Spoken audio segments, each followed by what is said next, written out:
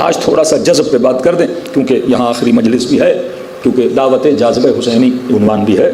اب جب جذب ہو جاؤ گے تو حکومت الہی میں آؤ گے۔ اب سوال ہے کہ میں جذب ہوں تو کیسے ہوں؟ دو طریقے ہیں خدا کے قرب کے۔ ایک طریقہ جو عرفاء صوفیہ بتاتے ہیں وہ کہتے ہیں راہ سلوک ہے، سالک۔ یہ صوفیہ عرفاء ان کی کتابیں آپ پڑھیں گے تو ایک پوری ٹریننگ ہے کہ انسان سالک کیسے بنے، انسان سلوک پروردگار عالم کو کیسے اختیار کرے۔ تو سلوک کی جو سب سے پہلی شرط ہے وہ یقظہ کی شرط ہے۔ مطلب انسان سالک بن ہی نہیں سکتا جب تک یہ بیدار نہ ہو جائے۔ ایک عابد، ایک زاہد اگر کسی کو راہ خدا پہ لانا چاہتا ہے، سب سے پہلے کیا کرتا ہے؟ بیدار کرتا ہے۔ مولا فرماتے ہیں نا، لوگ سوئے ہوئے ہیں، یہ جاگیں گے کب؟ جب ان کو موت آئے گی۔ ہاں، ابھی یہ سوئے ہوئے ہیں، یہ خواب غفلت میں ہیں، ان کو نہیں پتا کہ ایک دن ہمیں بھی موت آنی ہے۔ تو پہلی منزل ایک سالک کی یہ ہوتی ہے کہ وہ بیدار ہو جائے۔ ذکر خدا کیا ہے؟ بیداری کی نشانی ہے کہ ایک بندہ صبح سے شام تک تسبیح پڑھ رہا ہے، مطلب یہ کیا ہے؟ خود کو بیدار کر رہا ہے، یہ خود کو حضور خدا میں محسوس کر رہا ہے کہ عالم محضر خداست، کہ عالم کس کا محضر ہے؟ اللہ کا محضر ہے۔ جب انسان بیدار ہوتا ہے وہ انسان کبھی بھی گناہ کے قریب نہیں جاتا ہے۔ ہاں، جب ہم سو جاتے ہیں، سونا صرف یہ نہیں کہ آنکھیں بند ہو جائیں، جب انسان خواب غفلت میں بھی جاتا ہے وہ گویا کیا ہے؟ سو رہا ہے۔ تو کب پہلی منزل یقظہ کی منزل ہے، بیداری کی منزل ہے۔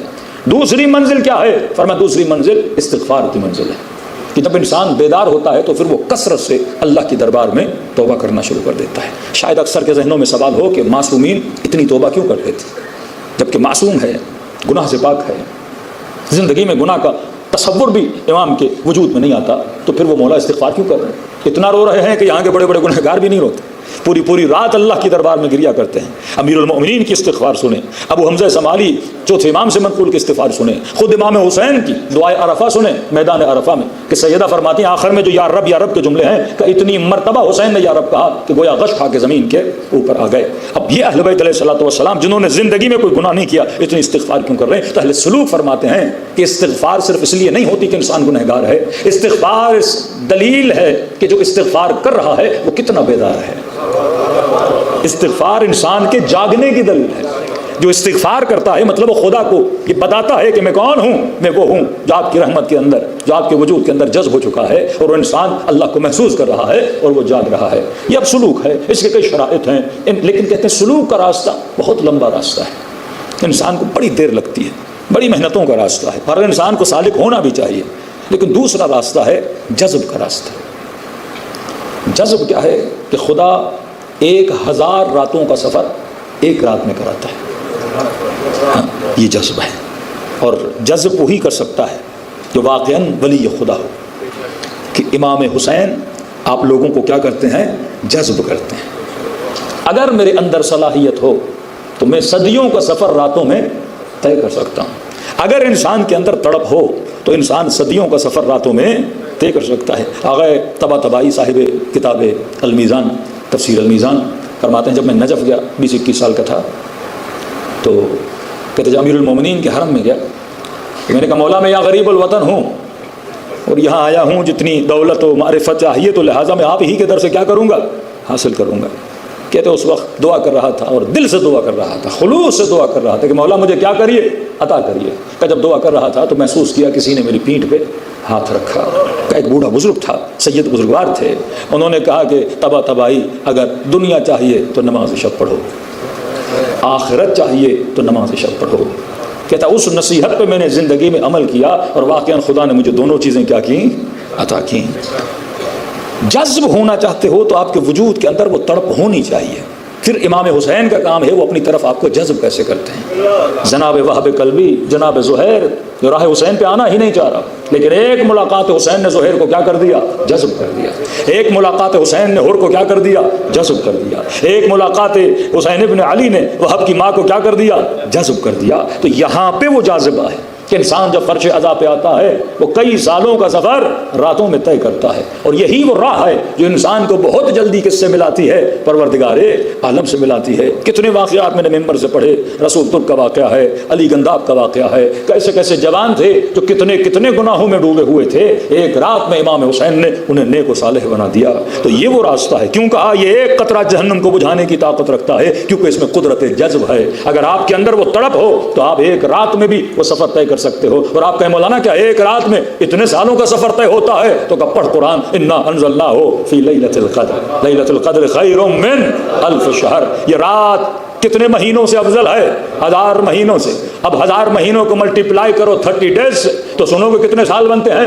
82 ایئرز بنتے ہیں. کہ ایک رات 82 سال کی عبادت کے برابر ہے.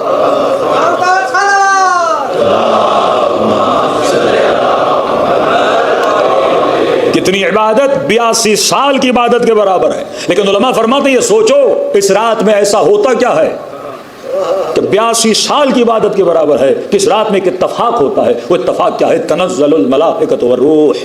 کس رات میں ملائک نازل ہوتے ہیں؟ سوال ہے کہاں نازل ہوتے ہیں؟ آدم و شیطان کا واقعہ سنا نا کہ آدم کو نہ ماننے سے ساری عبادتیں ضائع ہو جاتی ہیں. اب یہ سوچو کہ ملائک کہاں نازل ہوتے ہیں. شاید ہمارے بچوں کے ذہن میں ہو تنزل، یہ نزول ہے. یہ نزول ہے مطلب اوپر سے نیچے کی طرف ملائک آتے ہیں. اب ہمارے ذہن میں یہ ہوگا کہ ملائک کوئی پرندہ ہے، کوئی کبوتر ہے جو اونچائی سے آتا ہے اور اپنے پاؤں کو زمین پہ رکھتا ہے، جبکہ وہ وجود مادی نہیں رکھتے. مادہ ہو تو مادے پہ اترے. ملائک وجود مجرد ہے، جس طرح روح مجرد ہے. تو یہ کہاں پہ اتریں گے؟ مجرد پہ اترتا ہے.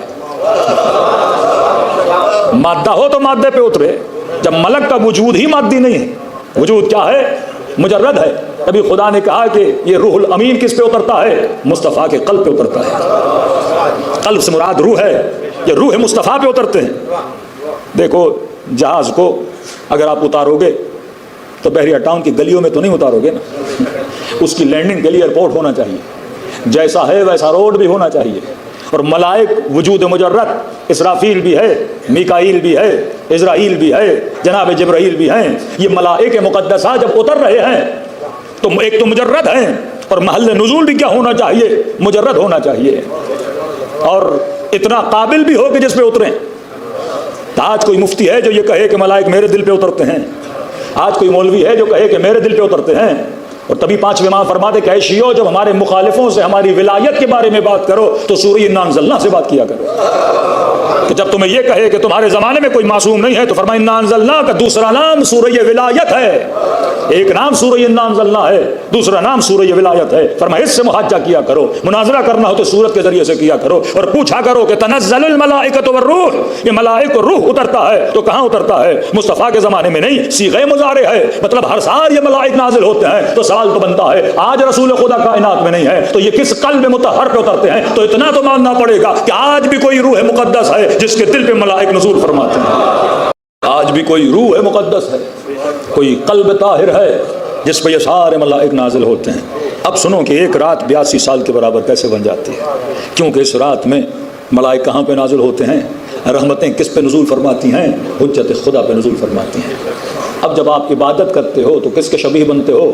حجت خدا کے شبیہ بنتے ہو عبادتوں میں. اب جو رحمتیں اس پہ نازل ہو رہی ہیں ان رحمتوں کو خدا ان بندوں پر بھی بھیج دیتا ہے. لیکن کس کے صدقے میں بھیجتا ہے؟ حجت خدا کے صدقے میں بھیجتا ہے. اگر لیلۃ القدر سے حجت کو نکال دو تو یہ ایک رات وہی معمولی رات ہے، کیونکہ تعلق حجت خدا سے ہے. کیوں کہا کہ زیارت حسین پہ جاتے ہو تو اتنے حجوں کے برابر ہے؟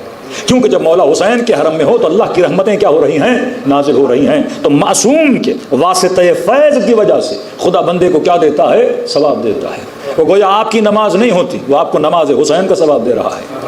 کیونکہ وہاں پہ 70 ہزار ملائک نازل ہوتے ہیں اور وہاں پہ زیارت حسین پڑھتے ہیں. تو آپ بھی ان کی زیارت میں کیا ہو جاتے ہو؟ شامل ہو جاتے ہو. کیوں کہا کہ اس چھت کے نیچے دعا مانگو تو پتہ نہیں قبول ہو کہ نہ ہو، لیکن کہا حسین کے قبے کے نیچے دعا مانگو گے تو دعا مستجاب و دعویٰ ہے. کیا ہے اس قبے کے نیچے؟ حجت خدا کا بدن ہے، حجت خدا کا وجود ہے. ملائکۃ اللہ وہاں پہ موجود ہیں. تو ہمارے اوپر جتنے فیوزات ہوتے ہیں تو کس کی وجہ سے ہوتے ہیں؟ حجت کی وجہ سے ہوتے ہیں، امام معصوم کی وجہ سے ہوتے ہیں. کیوں کہا کہ اگر کسی بستی میں نبی بھی ہو خدا عذاب نہیں بھیجتا، کیونکہ حجت موجود ہے. وہاں سے نبی چلا گیا عذاب الہی آ جاتا ہے. تو جب تک آپ کے وجود میں نور ولایت ہے آپ کے اندر قدرت جذب ہے. اب معصوم آپ کو جذب کر سکتے ہیں اور آپ صدیوں کا سفر راتوں میں طے کر سکتے ہو. بس کوشش یہ ہو کہ امام حسین مجھے کیا کریں؟ اپنی طرف جذب کر دیں. کہ مولا سلوک کا راستہ جانا چلنا تو چاہتا ہوں لیکن بڑا طویل راستہ ہے. تبھی کہا کہ جاذب حسینی سے داخل ہو جاؤ. اور یہ واقعہ فرش اذان نے کتنوں کو جذب کیا اور کہاں پہنچا دیا. کیونکہ یہ عشق ابا عبداللہ الحسین ہے جو انسان کو راہ خدا کا مسافر بنا دیتا ہے.